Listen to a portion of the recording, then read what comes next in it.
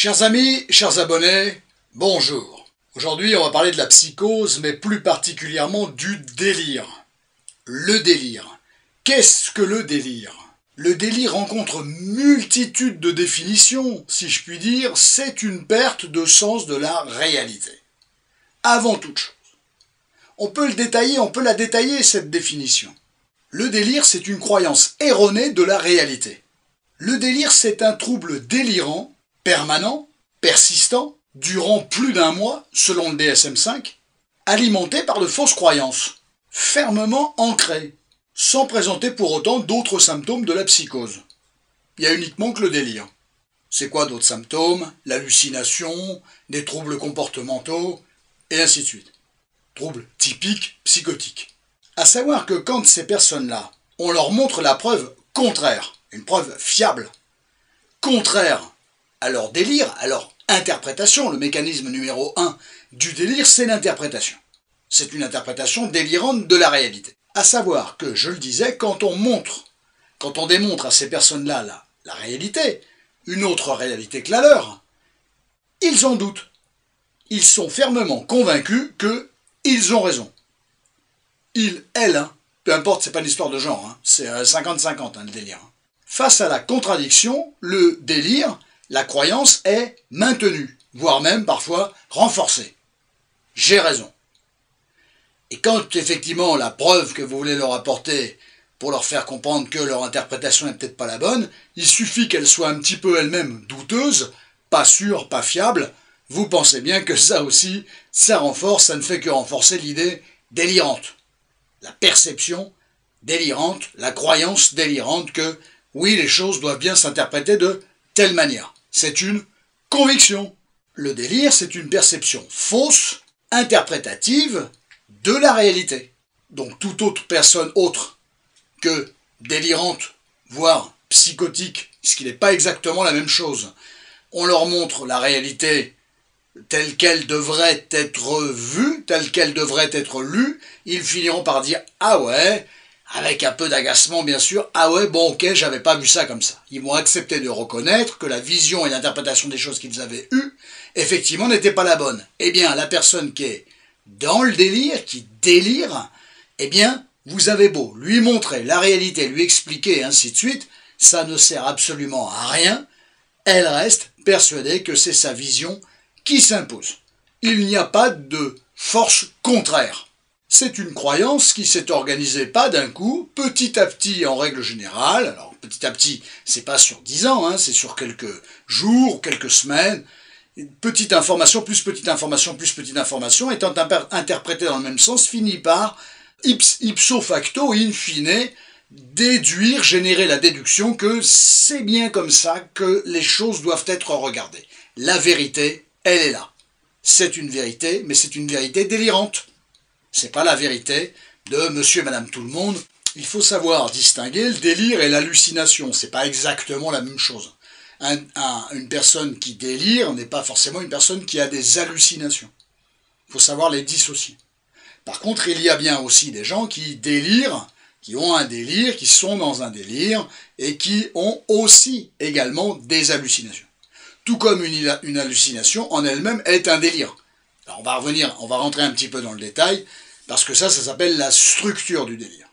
Bon, il y a 3 choses qu'on va regarder, on est parti pied au plancher là aujourd'hui, pas de digression, on n'est pas là pour rigoler, c'est du sérieux. Et tiens, c'est marrant parce que Sérieux est un des protagonistes, un psychiatre français qui effectivement a participé à l'élaboration de la théorie ou de la théorisation du délire, des phénomènes mécaniques du délire. Sérieux et Capgras sont 2 personnes dont je reparlerai dans une poignée de secondes. Je conclus en disant, et vous l'avez compris et j'insiste beaucoup là-dessus parce qu'il n'y a pas de compréhension du délire s'il n'y a pas de compréhension de sa définition, c'est une perception fausse de la réalité. Ça, il faut capter ça, c'est la base, vous avez capté, c'est le SMIC, vous avez capté ça, c'est bon, vous allez pouvoir effectivement mettre des choses au-dessus. Vous allez pouvoir juxtaposer d'autres informations. Si la base est friable et fragile, ça va être compliqué de comprendre la suite. Perception fausse de la réalité, quelle qu'elle soit. Et l'élément numéro 1 dans le délire, c'est l'interprétation.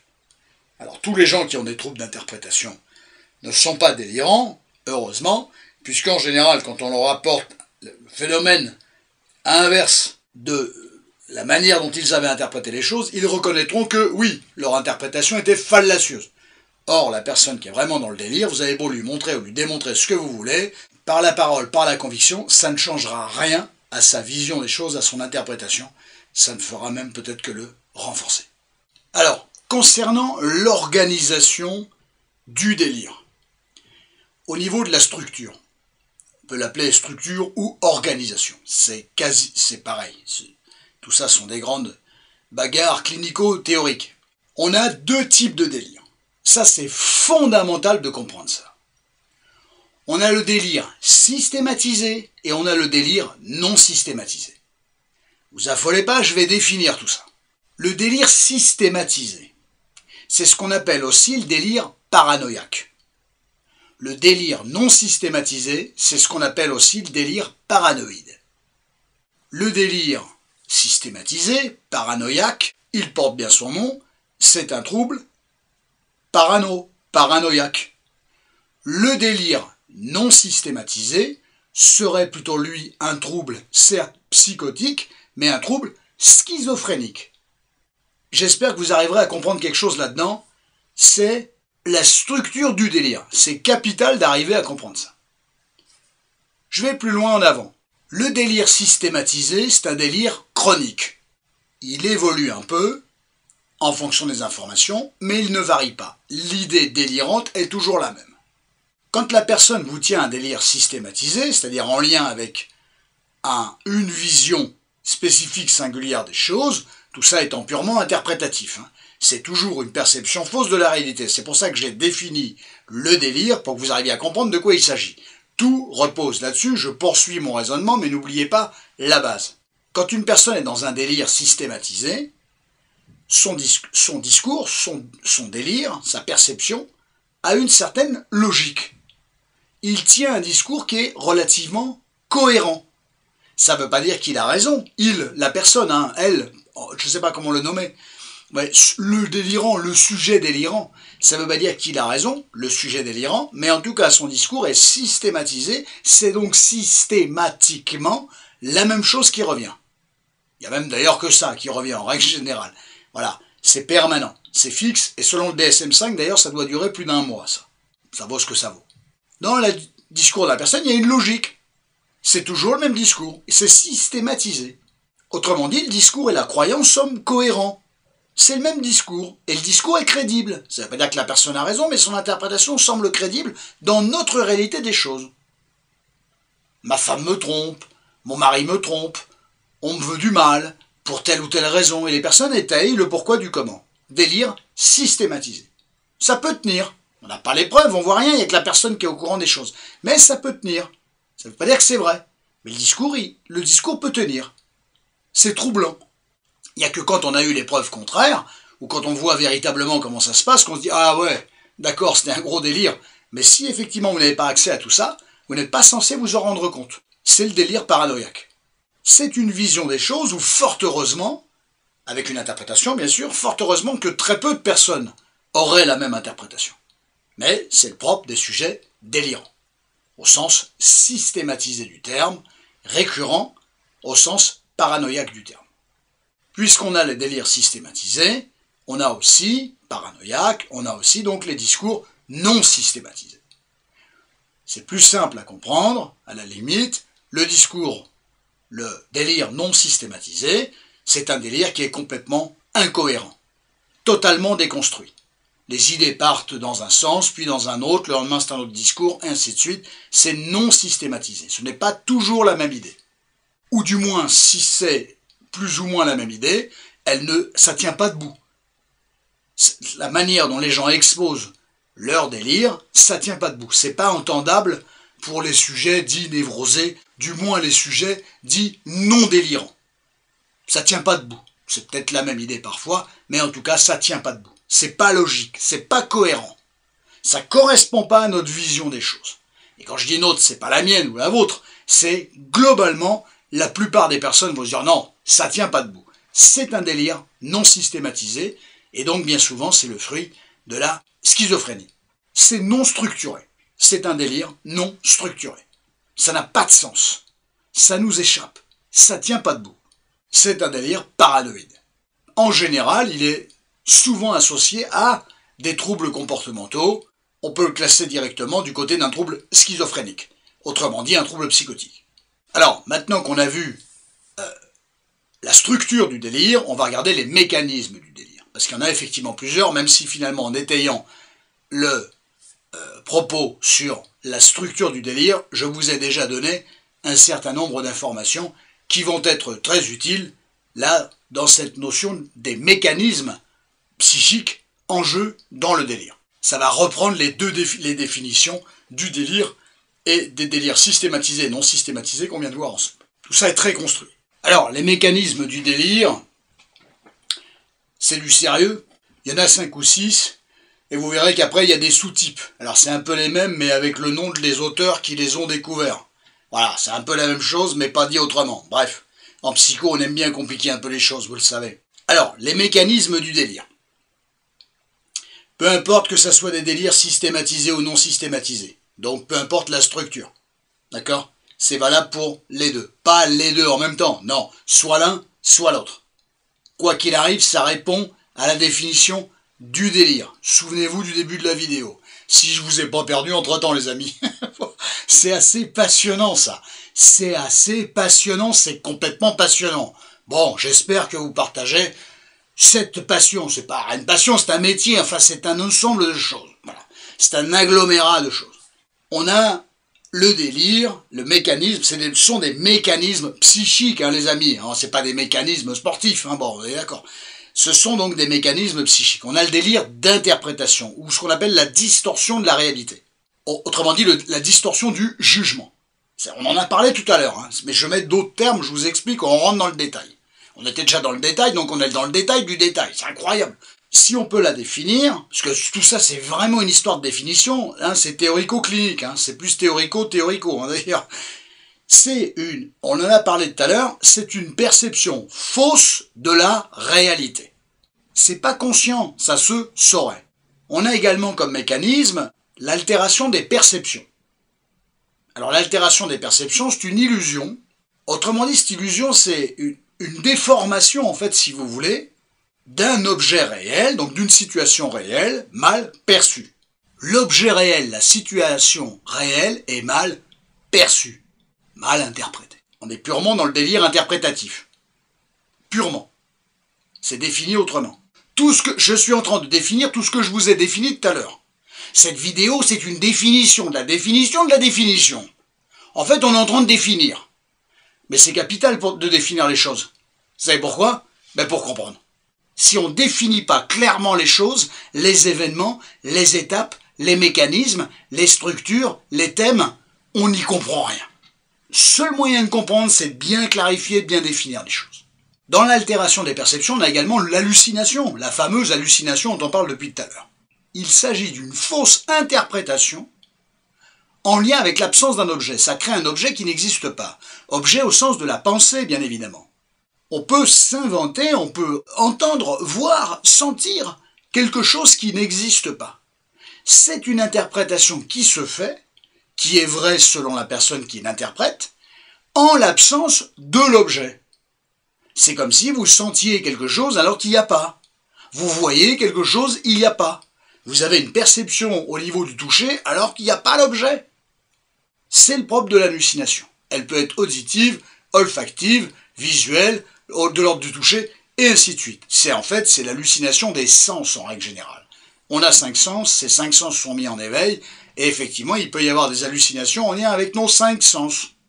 On a un autre mécanisme, la fabulation, l'imagination. L'imagination. Il s'agit d'une projection imaginaire. Mais projection pas dans sa tête, hein, projection dans la réalité. Celui qui est délirant, il projette donc son interprétation dans la réalité. Il y a une inadéquation entre les deux, et nous, on a du mal à percevoir forcément ce qu'il projette lui, en lien avec ce qu'il dit, le délirant, le sujet délirant. Donc il y a cette mécanique-là. Projective. On a le mécanisme d'intuition. C'est un sentiment, une idée ou des idées auquel le sujet adhère, bien évidemment, puisque ça le concerne, l'interprétation est toujours en lien avec soi, on interprète le comportement des autres par rapport à soi, on est d'accord. Et cette interprétation, elle se fait avec une certitude absolue. C'est pas relatif, c'est une certitude absolue. Oui, ce que je vois, ce que je constate, ce que j'interprète, c'est vrai. Conviction fausse, persistante, ancrée. Voilà, on retrouve la définition quasiment du délire. Et on retrouve, effectivement, dernier mécanisme, il y en a, enfin ça me paraît bien résumé, l'automatisme mental. L'automatisme mental, c'est je suis agi par quelqu'un d'autre. Mes actes, mes pensées sont agis par quelqu'un d'autre. Alors tous ces délires-là, bien évidemment, on peut les voir sous une forme de sous-type, voilà, mais c'est exactement la même chose, mais on va les appeler différemment, parce qu'on va les appeler bien souvent au nom de ceux qui les ont dit découverts, déduits. Donc on va avoir le délire interprétatif, par exemple, de sérieux et Capgras, dont je vous parlais tout à l'heure. Voilà, on l'appelle aussi comme ça, le délire interprétatif de sérieux et Capgras. On va avoir le délire hallucinatoire, dont on a parlé aussi de Ballet, le délire imaginatif de Dupré, marquant une certaine excentricité, mais néanmoins encore un demi-sens de la réalité, une espèce de moitié-moitié, Dupré. Le délire de négation de Cotard, le syndrome de Cotard, le fameux, moi je suis au courant, vous pas du tout, on en reparlera un petit peu tout à l'heure. C'est un déni de sa propre existence en fait si vous allez par là. Tout ça, ça vous échappe, hein, cherchez pas à comprendre, hein, c'est normal, c'est de l'ordre du délire, vous n'êtes pas délirant, tout va bien. Alors le délire de négation, on l'a dit, hein, de Cotard, c'est une forme, c'est très compliqué à résumer parce que c'est fou. Je peux vous faire 3 heures dessus si vous voulez, et je ne sais pas, vous non plus. Mais c'est un déni de sa propre existence, si vous voulez, et puis un déni de la réalité extérieure. On a le délire érotomaniaque de Clérambault, hein, le délire érotomaniaque de Clérambault. Alors l'érotomanie, c'est un délire plutôt féminin en règle générale. Ce sont des femmes qui sont persuadées que l'objet de leur pensée délirante est amoureux d'elles. Voilà. Ça, c'est l'érotomanie, c'est quelque chose d'extrêmement compliqué. C'est une perception, c'est un délire, c'est extrêmement élaboré. Cet objet-là, cet homme-là, puisqu'en général les femmes sont amoureuses d'un homme, voilà, cet homme-là, je sais qu'il m'aime. Bon, en fait, pas du tout, c'est un délire. L'érotomanie, c'est je suis aimé par l'objet de mon délire. Voilà, ça me paraît très bien résumé. Celui auquel je pense toute la journée, je suis sûr qu'il m'aime. Voilà, l'érotomanie. Et on a également donc le délire de Kretzmer, qui est un délire effectivement plutôt basé, et c'est plutôt un délire de persécution. Voilà, il nous reste à voir un troisième point dans une vidéo extrêmement synthétique sur le délire, il nous reste à voir les thèmes des délires. Voilà. On a vu la définition du délire, on a vu la structure du délire ou l'organisation du délire, on a vu les mécanismes du délire, tout ça a été bien défini, bien posé, enfin j'espère. J'y verrai un petit peu plus clair, faudra regarder la vidéo 10 fois, oh, tant mieux ça me fera des vues, je suis pas monétisé, ça change rien, faudra regarder 10 fois la vidéo pour bien capter tout ça. En tout cas, il y a plein d'informations, c'est une synthèse clinique, théorico-clinique, de ce qu'est le délire. Pas de la psychose, mais de ce qu'est le délire. Bien souvent, élément notoire pour déterminer une psychose, mais pas que. Un délire n'est pas automatiquement une psychose. Parfois, oui, souvent, oui, bien sûr, mais parfois, pas forcément, pas automatiquement. Alors les thèmes délirants, donc on finit par les thèmes, on a le thème de persécution. Récurrent, c'est le délire qui revient le plus souvent. La personne qui vous raconte ça, homme, femme, peu importe, est persuadée qu'on lui en veut. On lui en veut. Il y a un truc qui est en train de se faire contre elle, là. Voilà, délire de persécution. Et j'en suis sûr, c'est pas j'ai un doute, c'est pas j'ai peur que, j'en suis sûr. Alors au niveau psychologique, au niveau physique, au niveau professionnel, au niveau familial, au niveau amical, peu importe, il y a un délire, je sais qu'on m'en veut, il y a un truc qui est contre moi. Délire de persécution. Le plus classique, le plus récurrent. Alors ces gens-là, qu'est-ce qu'ils font? Ils surveillent, tu comprends, pour être sûr, ou pour éviter, ou pour parer le truc tordu qui pourrait se dérouler, ils surveillent. Ils font des filatures, ils font du stalking, voilà. Ils répandent la calomnie, bien évidemment. Ils mettent en place des machinations pas possibles, voilà, pour obtenir gain de cause. En général, ça se retourne contre eux, ce qui est complètement normal. Tellement ça repose sur rien du tout. Les gens se rendent très vite compte que la personne est dans un délire, tout simplement. Ça, c'est le délire de persécution. On a ce qu'on appelle le délire d'influence. Autre thème. Délire d'influence, on en a parlé tout à l'heure, c'est un moyen de le présenter autrement, c'est un moyen de le nommer autrement, c'est effectivement l'impression qu'on est agi par quelqu'un d'autre. Voilà. On nous dit de faire, quelqu'un nous dit de faire, quelqu'un de réel ou quelqu'un d'inventé nous dit de faire quelque chose. Le délire d'influence. Je suis influencé, je suis sous l'influence de. Je n'agis pas par moi, j'agis sous l'influence de. On a le délire de grandeur, alors ce sont des gens qui sont plutôt effectivement, qui vont tenir un discours, ils sont riches, ils sont puissants, ils font partie d'une famille extrêmement, une famille connue, et ainsi de suite, voilà. On a le délire de grandeur, ce sont des gens qui se voient à un niveau au-delà duquel ils sont réellement. Pas pour améliorer un peu sa vie et sous forme de mythomanie, on est dans le délire, ils en sont persuadés. Grande différence d'ailleurs entre le délire et la mythomanie. Souvenez-vous de cette vidéo que j'ai faite il y a, je sais plus, 2 ans et demi, voilà, sur la mythomanie. Un des grands fondements de la mythomanie, c'est est-ce que la personne croit ou pas en son laïus. Et ça, effectivement, hein, c'est un dérivatif qui fait que, en fonction du fait qu'on y croit ou pas, eh bien, les chemins auraient plutôt tendance à se séparer. On a ce qu'on appelle les délires mystiques, donc c'est plutôt tout ce qui est forme de délire sous forme de magie, d'envoûtement. On est vraiment dans ce cas de figure-là, quoi. Le délire mystique. Voilà, on sent que quand les gens parlent, il y a quelque chose de très mystique. Là, on est plutôt effectivement du côté paranoïde, hein, on est plutôt dans une construction plus schizophrénique des choses. Une psychose, on est plutôt du côté d'une psychose schizophrénique. On a le délire hypocondriaque, alors pas l'hypocondrie au sens de la vidéo que j'ai faite aussi, au sens de l'hypocondrie, de j'ai un symptôme, ça y est, je suis angoissé. Non, les gens ont une perception qui est une réalité. C'est-à-dire qu'ils sont capables de vous dire j'ai mal à tel endroit, je ressens quelque chose, tel ceci, tels endroits, alors c'est une partie du corps ou plusieurs parties, voilà, c'est atrophié, c'est une perception très particulière, mais voilà, c'est pas j'ai peur que, c'est j'ai ça, mais en fait il n'y a vraiment rien, mais eux sont persuadés qu'il y a quelque chose. Le véritable d'ailleurs paroxysme de l'hypocondrie, il est là, on parle souvent dans le langage usuel de l'hypocondrie avec quelqu'un qui a peur d'être malade, de tomber malade, de mourir, et d'amplifier un symptôme quand il l'a, mais tout ça est de l'ordre de la réalité, c'est-à-dire que ça existe ça. La peur, effectivement, est plutôt une forme, c'est l'angoisse, l'hypocondrie, je vous renvoie vers la vidéo, voilà, une vidéo clinique qui n'a pas fait un carton sur la chaîne, parce que c'est pas les vidéos qui intéressent le plus de gens, on est d'accord, mais néanmoins, elle est très bien détaillée sur l'hypocondrie, si ça vous intéresse, allez la voir, c'est hyper intéressant. Enfin, j'en sais rien, je dis pas ça parce que c'est moi qui l'ai fait, c'est pas la question, c'est que le sujet de l'hypocondrie, il est intéressant. Donc, soit effectivement c'est de l'angoisse, soit il y a un vrai symptôme. C'est pas un symptôme inventé.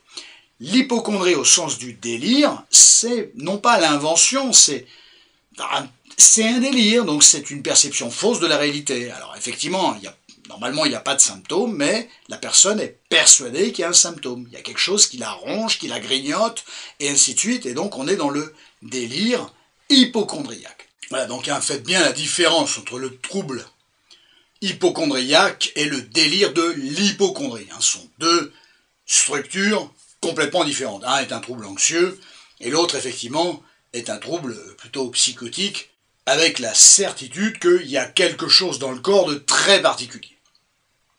Omnibuler, surinterpréter une partie du corps. Plusieurs parties du corps ou une partie du corps. Avec ou sans douleur, mais il y a une focalisation sur une partie du corps. Sans qu'il y ait eu un véritable symptôme à la base. On a également le délire de négation, c'est le syndrome de Cotard dont on a parlé tout à l'heure. Cotard, c'est celui qui lui avait donné son nom. Et bien donc là, il y a un déni de soi, il y a un déni de son propre corps, il y a un déni de la réalité.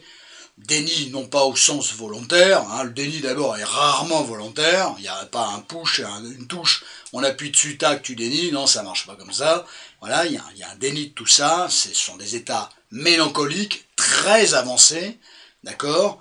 Et ça, c'est un syndrome, d'une certaine manière, d'autodestruction, puisque s'il y a un déni de soi et un déni de la réalité, effectivement, la réalité n'est plus la même, la composition avec la réalité n'est même plus la même, il n'y a même plus désir de composition avec la réalité. Ou du moins, il y a composition avec la réalité à la mesure de ce délire-là.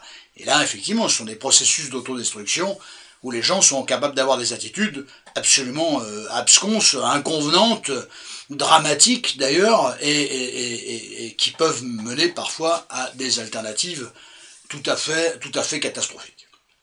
Voilà, on a regardé de manière théorico-clinique.